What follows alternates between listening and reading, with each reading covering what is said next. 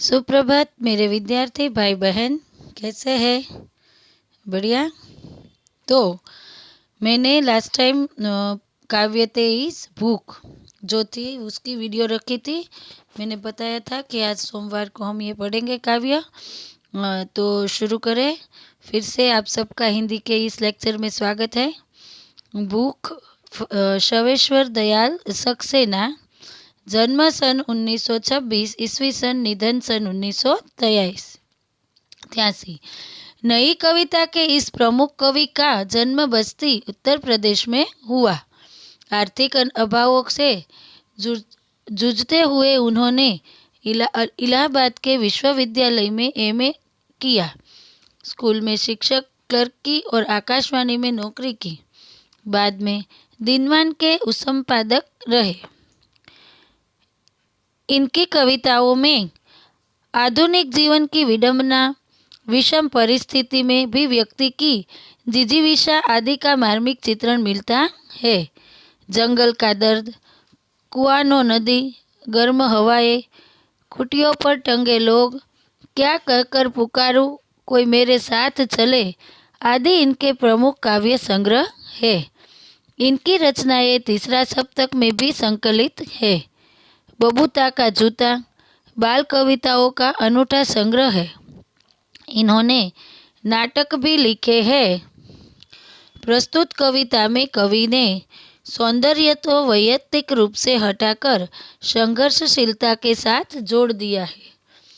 तो मेरे विद्यार्थी भाई बहन, शुरू करें। इससे पूर्व मैं आपको समझा दूं कि पहले गुजराती में जो इसका शीर्षक है भूख, जो पाठ का नाम है काव्य का, तो भूख जो है दरेक व्यक्तिना शरीરમાં એટલે કે સ્વાભાવિક ક્રિયા હોય તો તે ભૂખ છે। આપણે સૌ જાણીએ છીએ મનુષ્ય, પશુ, પક્ષી બધાનો જે સ્વાભાવિક ક્રિયા છે તે શું છે તો કે ભૂખ।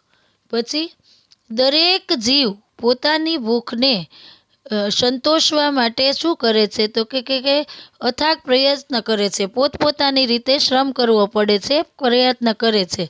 આપણને ખબર છે ચકલા છે ને એના મોઢામાં કાગડો છે, ચકલી છે, કોયલ છે, કાબર છે, જાજા બધા દાણા લઈ જાય, પછી પોતાના માળામાં જઈને પોતાની ચાંચ વડે બીજાને ખવડાવે।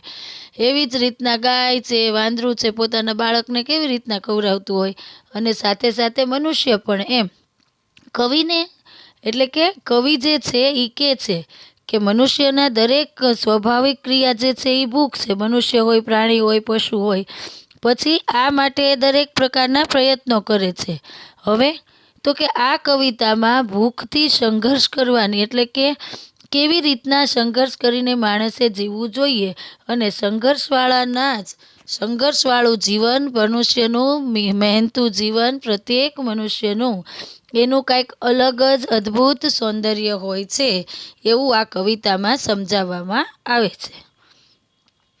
તો शुरू करेंगे। जब भी भूख से लड़ने कोई खड़ा हो जाता है, सुंदर दिखने लगता है। શું કહે છે? જ્યારે ભૂખથી લડવા માટે यहाँ कोई खड़ा हो जाता है, सुंदर दिखने लगता है।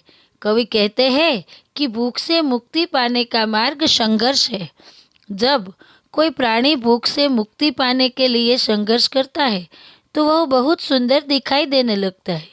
कहने का अर्थ कि बिना संघर्ष के किसी समस्या का हल नहीं निकलता, इसलिए जो प्राणी संघर्ष करता है वह सुंदर दिखता है।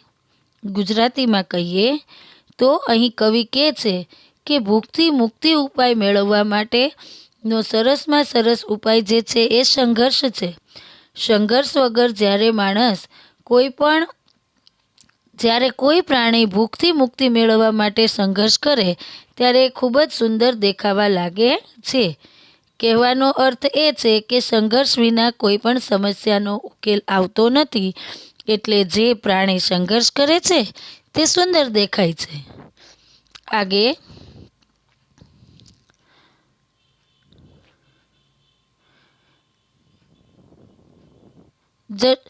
झपटता बाज फन उठाए से सांप, दो पैरों पर खड़ी કાંટે સે નન્ની પતિયા ખાતી બકરી। શું કહે છે? તો કે અહીંયા એનું વર્ણન છે। दबे पाँव झाड़िया में चलता चीता। हम यहाँ तक करेंगे कि क्या, तो वो कहते हैं बाज पक्षी अपने शिकार को कब्जे करने के लिए जितनी तेजी से ऊपर झपट मारता है और जिस तेजी से उसे अपने चुंगल में दबोच कर उड़ जाता है वह देखने लायक होता है। बाजनो शिकार वखणाय।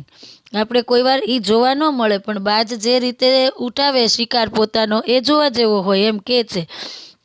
इस तरह अपने शिकार पर वार करने के लिए पण उठाए सांप का आक्रामक रूप भी सुंदर लगता है। क्या है यह फन उठाए सांप? इस पंक्ति का है। दो पैरों पर खड़ी बकरी। और यहाँ क्या कहता है? तो कि इस पर शिकार करने वाले फन उठाए जो सांप है, बकरी जब भी अपने दो पैरों पर खड़ी हो जाती है तो वो क्या करती है? तो यहाँ लिखते हैं कवि की भूख मिटाने के लिए वह कांटों के बीच से नन्ही पत्तियां खाने के लिए संघर्ष करती है, तो उसका सौंदर्य अनूठा लगता है। आम गुजराती में कहिए तो बाज पक्षी पोताना शिकार पर कब्जो करवा माटे जेटली झड़पथी तेना पर तराप मारे छे अने तेटली तेजीथी પોતાના પંજાને દબાવીને ઉડી જાય છે, તે જોવાલાયક હોય છે। એવી જ રીતે પોતાના શિકાર પર વાર કરવા માટે ફેણ ઉઠાવનાર સાપને આપણે જોયેલો છે, પિક્ચરોમાં તમે જોયું હશે। રિયલ જોયું હોય તો ખબર નહીં, પણ જોવાય નહીં એમ સૌએ જોયું હશે તો કે સાપને પણ એવું જ છે। તો એ પણ બહુ સુંદર લાગે, અને ખાસ તો કવિ કહે છે કે એ સુંદર ત્યારે જ લાગે છે કે જ્યારે બકરી પોતાના બંને પગ પર ઊભી થઈ જાય છે અને પોતાની ભૂખ મટાડવા માટે તે બે કાંટાની વચ્ચે નાની નાની પાંદડીઓ ખાવા માટે સંઘર્ષ કરતી હોય ત્યારે તેનું અનોખું સૌંદર્ય લાગે છે। मेरे विद्यार्थी भाई बहन, आज के लिए इतना ही। फिर से एक बार वीडियो देखिएगा और जो बात मैंने आज बोली है उस पर ज़रा गौर कीजिएगा, ठीक है? और तब तक के लिए अपना ख्याल रखिएगा। कल फिर मिलेंगे। धन्यवाद।